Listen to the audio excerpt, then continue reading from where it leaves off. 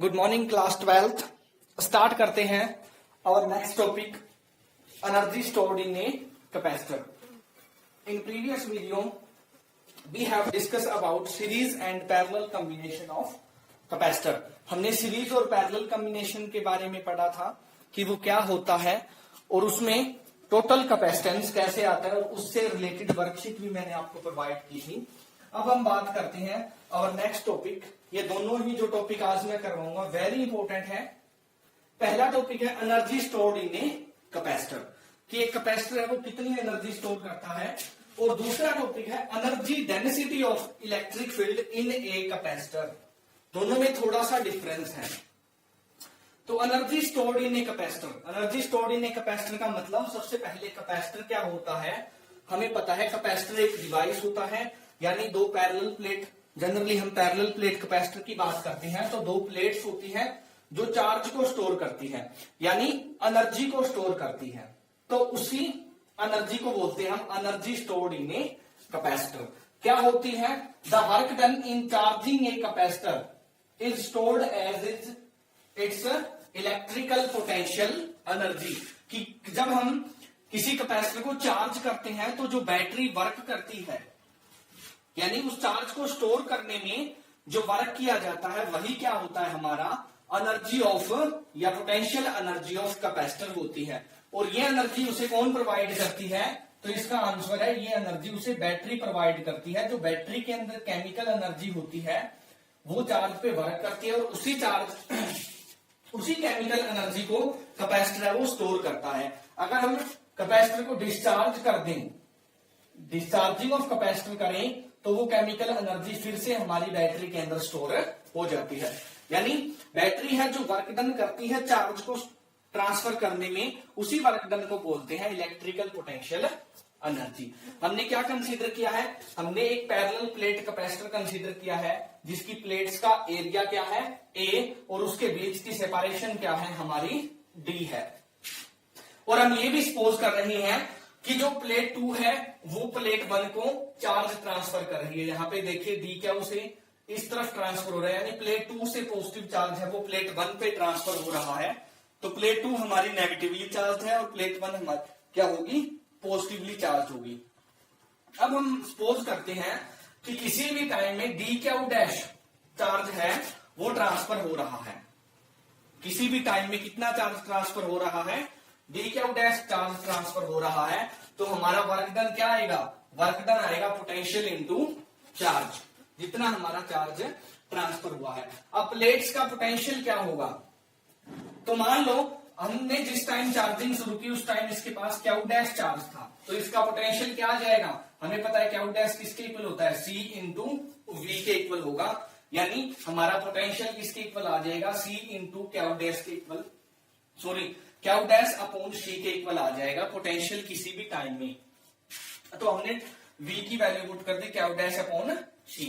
ये तो है स्मॉल चार्ज, जब हमने एडिशनल चार्जेस को प्रोवाइड करवाया है उस टाइम का वर्क डन। अगर हम टोटल वर्क डन निकाल लें तो वही टोटल वर्क डन हमारा क्या बनने वाला है बेटा? Energy of the capacitor. क्या बनेगा? Energy of the capacitor. Total work done कैसे निकालेंगे? इंटीग्रेट करके। इंटीग्रेशन कहां से कहां तक? 0 से कैपिटल क्यू तक। अगर हम इसे कैपिटल क्यू चार्ज दे रहे हैं तो ये हमारा इंटीग्रेशन क्या हो गया? 0 से capital Q, Q dash upon C D Q. C capacitor की कैपेसिटी कांस्टेंट है, बाहर आ जाएगी। क्यू डैश का इंटीग्रेशन क्या होगा? Q dash square by 2। अब हमने इंटीग्रेशन पुट की, पहले क्यू पुट करेंगे तो क्यू स्क्वायर हो गया, फिर 0 पुट करेंगे तो 0, इसलिए हमने दूसरा इंटीग्रेशन नहीं पुट किया है। तो ये जो हमारा वर्क डन आया है वो क्या आया है? Half Q square C, half Q square C। और यही वर्क डन किसमें स्टोर होता है? This work done is stored as electrical potential energy. तो एनर्जी ऑफ कैपेसिटर क्या आ गई हमारी? हाफ क्यू स्क्वायर C के इक्वल आ गई। This is the energy stored in a capacitor. Clear? निकालेंगे कैसे? वर्क डन कैलकुलेट करके हम इसको एक्सप्रेस करेंगे। अब हमें पता है कि क्यू किसके बराबर होता है? C इंटू वी के इक्वल होता है। चार्ज जो होता है वो होता है कैपेसिटी इंटू पोटेंशियल। तो इस क्यू की जगह अगर हम C इंटू वी पुट करें तो हमारे पास एनर्जी का क्या फॉर्मूला आ जाएगा? हाफ C स्क्वायर आ गया और क्याऊ की जगह हमने क्या पुट कर दिया, C इंटू बी, तो हमारे पास आ जाएगा half C cube V square. और अगर हम इस क्याऊ की जगह इस C की जगह पुट करें क्याऊ बाय बी, इस C की जगह क्या पुट कर देंगे, क्याऊ बाय बी, तो हमारे पास एनर्जी क्या आ जाएगी, हाफ क्याऊ की क्यूब डिवाइड बाय C। तो इस तरह से हम एनर्जी के अलग अलग डिफरेंट फॉर्मूले है वो बना सकते हैं। क्याऊ इज इक्वल टू होता है सी वी स्क्वेयर, तो इसका एक फॉर्मूला आ जाएगा, यहां से देखिए क्याऊ इंटू सी को हम वी लिख सकते हैं, तो ये आ जाएगा हमारा हाफ सी वी। क्लियर। तो एनर्जी के 3-4 फॉर्मूले, लेकिन बेसिक क्या है, हाफ क्याऊ स्क्वेयर सी है या हाफ सी इंटू वी। तो ये हमारे डिफरेंट फॉर्मूलेज हैं जो हम यहां से बना सकते हैं। क्लियर। अगर हम किसी कैपेसिटर को कॉम्बिनेशन में डालते हैं, चाहे पैरेलल में लगाएं कैपेसिटर्स को, चाहे सीरीज में लगाएं, तो हमेशा टोटल एनर्जी किसके इक्वल होगी, sum of all the energy stored in the capacitors. किसके इक्वल होगी, sum of all the energies stored by the capacitor, यानी total energy U is equal होगी U1 plus U2 plus U3 and so on.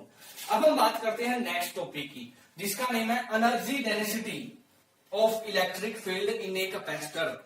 हमने क्या देखा, यहां पर देखिए, जब कैपेसिटर चार्ज हो रहा है तो बी प्लेट 2 है वो नेगेटिव चार्ज है उसके पास, और प्लेट 1 के पास है पॉजिटिव चार्ज, यानी कैपेसिटर के प्लेट्स के बीच में एक इलेक्ट्रिक फील्ड इंड्यूस हो जाता है। तो ये electric field per unit volume जितनी एनर्जी लेता है उसको बोलते हैं एनर्जी डेंसिटी। क्या बोलते हैं, energy density of capacitors by the electric field, यानी एनर्जी डेंसिटी क्या होगी, energy by electric field per unit volume, energy by electric field per unit volume. और वो एनर्जी स्टोर क्या है, वो एनर्जी स्टोर है जब हम कैपेसिटर को चार्ज ट्रांसफर करते हैं, तो उस टाइम जो हमने वर्क डन किया है वो। अगर हम मान ले कि सिग्मा क्या है, हमारी सरफेस चार्ज डेंसिटी, ए प्लेट्स का एरिया है और D separation between the plates है, तो पैरेलल प्लेट कैपेसिटर की कैपेसिटी कितनी होगी, तो C इज इक्वल आएगा epsilon naught A upon D। ये हमने प्रीवियस टॉपिक में किया हुआ है। और ये भी किया है, electric field between the plates क्या होगी, सिग्मा अपॉन एप्सिलॉन नॉट, यानी सिग्मा क्या आ गया, E एप्सिलॉन नॉट। क्लियर। तो चार्ज इन कैपेसिटर, कोई कैपेसिटर को कितना चार्ज ले सकता है, तो अगर सिग्मा सरफेस चार्ज डेंसिटी है, A उसका एरिया है, तो चार्ज क्या आ जाएगा, सिग्मा इंटू A। सिग्मा की वैल्यू पुट कर दी, epsilon naught A into E। Now energy stored in a capacitor, energy कितनी स्टोर कर सकता है, तो आंसर है half Q square by C, sorry half Q square by C। यहां पर फॉर्मूला गलत लिख दिया मैंने, half Q square by C इतनी एनर्जी स्टोर कर सकता है। तो हमारे पास क्याऊ की वैल्यू पुट कर दी, तो हम क्या देखते हैं, एनर्जी स्टोर कितनी आती है, half epsilon not E square A into V। तो कोई कैपेसिटर है वो इतनी एनर्जी भी स्टोर कर सकता है, कोई कैपेसिटर है वो इतनी एनर्जी भी स्टोर कर सकता है, सेम कैपेसिटर के लिए। लेकिन इसमें हम किसका कॉन्सेप्ट यूज कर रहे हैं, इलेक्ट्रिक फील्ड का, इसीलिए टॉपिक का नाम है energy density of electric field in a capacitor. Clear. अब एनर्जी डेंसिटी क्या होती है, energy stored bye capacitor per unit volume. अगर ए एरिया ऑफ प्लेट्स है और डी सेपरेशन है, तो वॉल्यूम क्या आ गई, area into separation between the plates. तो AD से हमने डिवाइड कर दिया, तो हमारे पास एनर्जी डेंसिटी ऑफ कैपेसिटर क्या आ गई, half epsilon not E square. कितनी आ गई, half epsilon not E square. तो एनर्जी स्टोर इन कैपेसिटर क्या होती है, half Q square by C। यहां पर फॉर्मूला गलत लिख दिया था, तो ये क्याऊ स्क्वायर बाय C आ गया। यहां से एक और फॉर्मूला बनेगा, हाफ CV स्क्वायर।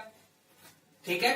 तो यहां पर कई सारे फॉर्मूले बनते हैं, या फिर हमारा जो फॉर्मूला है वो क्या बनेगा, half Q into V, half Q V, ये भी फॉर्मूला हमारा बनेगा एनर्जी का। और एनर्जी डेंसिटी क्या होती है कि electric field per unit volume कितनी एनर्जी स्टोर कर रही है, उसको बोलते हैं एनर्जी डेंसिटी ऑफ कैपेसिटर, और उसकी वैल्यू क्या आती है, half epsilon not E square. Thank you, have a good day.